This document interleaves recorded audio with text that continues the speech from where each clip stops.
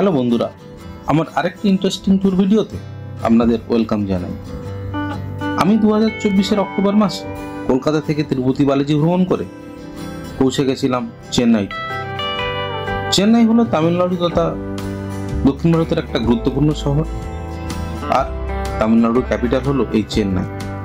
চেন্নাই বিখ্যাত এখানকার সব অতি প্রসিদ্ধ মন্দিরের জন্য, যে মন্দিরগুলিতে আছে দক্ষিণ ভারতীয় দ্রাবিড় শিল্পকলার এক অপূর্ব নিদর্শন। চেন্নাই বিখ্যাত এখানকার মারিনা বিচ, এখানকার church, light house, snake, reptile মিউজিয়ামের জন্য।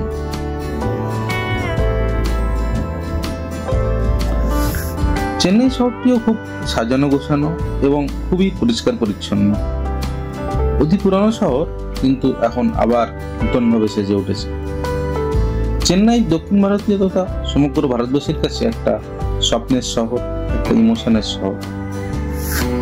আর আমি এই চেন্নাই শহরকে এক্সপ্লোর করে নিয়েছিলাম একটা গোটা দিন। দেখে নিয়েছিলাম এখানকার সব বিখ্যাত দর্শনীয় স্থানগুলি। আর আমার চেন্নাই ভ্রমণের অভিজ্ঞতা আমি আপনাদের সাথে শেয়ার করব চেন্নাই ট্যুরের ভালো এবং খারাপ অভিজ্ঞতার কথা, যা থেকে আপনারাও প্ল্যানিং করে নিতে পারবেন এই চেন্নাই ট্যুরটিকে। কাজেই খুঁটিনাটি সমস্ত ইনফরমেশন পেতে হলে ভিডিও একদম এন্ড পর্যন্ত দেখতে হবে। আর বন্ধুরা, যারা এখনো পর্যন্ত আমার চ্যানেলটিকে সাবস্ক্রাইব করেননি, তাদের জন্য বলবো please like and subscribe my channel. তাহলে এই ধরনের ইন্টারেস্টিং ভিডিওগুলো আপনাদের সামনে তুলে ধরতে পারবো। এবার বলবো চেন্নাই কিভাবে আসবেন। চেন্নাই শহরটি এয়ারপোর্টের মাধ্যমে ইন্ডিয়ার গুরুত্বপূর্ণ সিটিগুলির সাথে কানেক্টেড। রেলওয়ের মাধ্যমেও চেন্নাই শহরটি ভারতের গুরুত্বপূর্ণ রেলওয়ে স্টেশনগুলির সাথে কানেক্টেড। এখানে আছে দুটি বিখ্যাত রেলওয়ে স্টেশন, একটি হলো চেন্নাই ইগমোর আর একটা হলো চেন্নাই সেন্ট্রাল রেলওয়ে স্টেশন। আর কলকাতা থেকে আসলে বলবো এয়ারপোর্টের মাধ্যমে আপনি 2 থেকে 2.5 ঘন্টায় পৌঁছে যাবেন। ট্রেন আছে Coromandel express, Chennai mail, cape Kanyakumari. আর বলবো বন্ধুরা, চেন্নাইতে কোথায় থাকবেন সেক্ষেত্রে একটা খুব গুরুত্বপূর্ণ জায়গার কথা বলবো, যেটা চেন্নাই সেন্ট্রাল রেলওয়ে স্টেশনের খুব কাছে। মাত্র 5 মিনিটস ওয়াকিং ডিস্টেন্সে আপনি পেয়ে যাবেন hotel Shanti Bhavan, hotel central lodge, central hotel.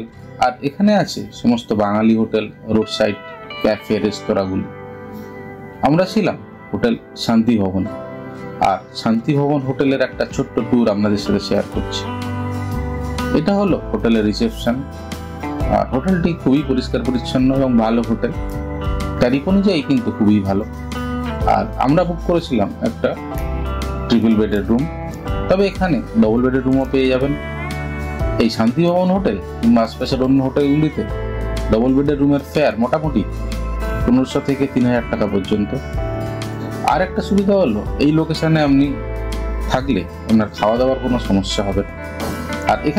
আর বন্ধুরা, এখানে আছে একটা বাঙালি খাওয়ার হোটেল, যার উপরে আমি একটা সেপারেট ইউটিউব ভিডিও তৈরি করেছি, যার লিঙ্কটা ডেসক্রিপশন বক্সে দিয়ে দিলাম। আর এখান থেকে আপনার ট্যুরটি স্টার্ট করতে পারবেন। প্রথমে আপনি দেখুন পার্থসারথী টেম্পল। এই টেম্পলটি একদম তিরুপতি মন্দিরের অনুকরণে। এটা পল্লব রাজারা তৈরি করেছিলেন। মন্দিরটি সত্যি দেখার মতো, এটি অবশ্যই আপনি দেখুন। এই মন্দিরটি দেখার পরে আপনি যে দ্বিতীয় মন্দিরটি দেখবেন সেটা হলো কল্পেশ্বর মহাদেব টেম্পল। এই মন্দিরটিতে দক্ষিণ ভারতীয় শিল্পকলার এক অপূর্ব নিদর্শন কিন্তু আপনি দেখতে পাবেন। আর এই মন্দিরে গোপুরম স্ট্রাকচার, যেটা হচ্ছে মন্দিরের চূড়া, সত্যি দেখার মতো। এই মন্দিরটি অবশ্যই আপনার ট্যুর লিস্টে রাখবেন। আর এই মন্দির দেখার পরে আপনি চলে আসুন চেন্নাইয়ের বিখ্যাত মারিনা বিচ। আর এই মারিনা বিচে আপনি একটা ভালো সময় কাটাতে পারবেন।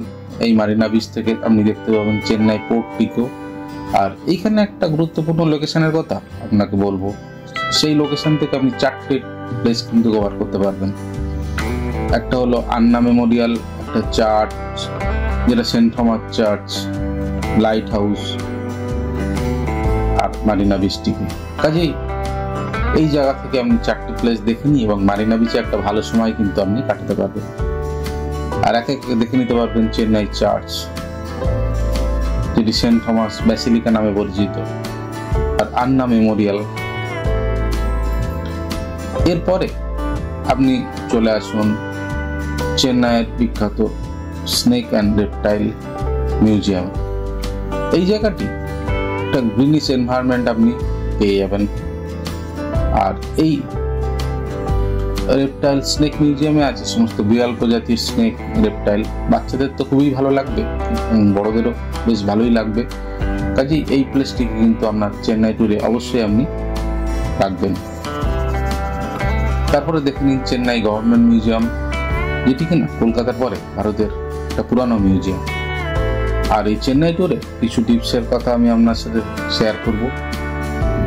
এই চেন্নাই ট্যুরটিকে সাধারণত দুভাগে ভাগ করা যায়। একটা হলো মহাবলীপুরম ট্যুর, আর একটি হলো চেন্নাই শহরের ট্যুর।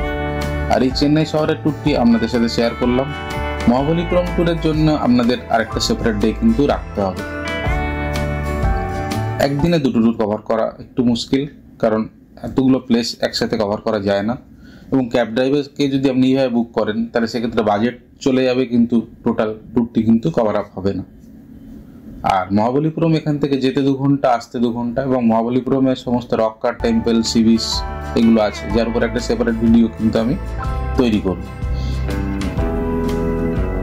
আর এই চেন্নাই শহরে ঘোরার জন্য ক্যাব ড্রাইভারদের সাথে আপনি কিন্তু সেভাবে কথা বলে নেবেন, কারণ ওরা আপনাকে ঠকিয়ে দিতে পারে, বলবে একরকম এবং দেখাবে একরকম, এবং কখনোই তাদেরকে বেশি অ্যাডভান্স আপনি দেবেন না। আর আপনার ট্যুরটি চেন্নাই শহরে ঘোরার জন্য সকাল 9টা থেকে স্টার্ট করুন, কারণ 12টা থেকে 3টে পর্যন্ত ম্যাক্সিমাম টেম্পল কিন্তু ক্লোজ থাকে। তাহলে সেক্ষেত্রে টাইম মিসম্যাচ হলে টোটাল ট্যুরটা একটু বেকার হয়ে যেতে পারে। আর একদিনে চেন্নাই শহরে মোটামুটি 7 থেকে 8টা প্লেস আপনি কভার করতে পারবেন যদি সকাল 9টা থেকে ট্যুরটি স্টার্ট করেন। অ্যাকর্ডিংলি সেভাবে আপনাকে ক্যাব রিজার্ভটি করতে হবে,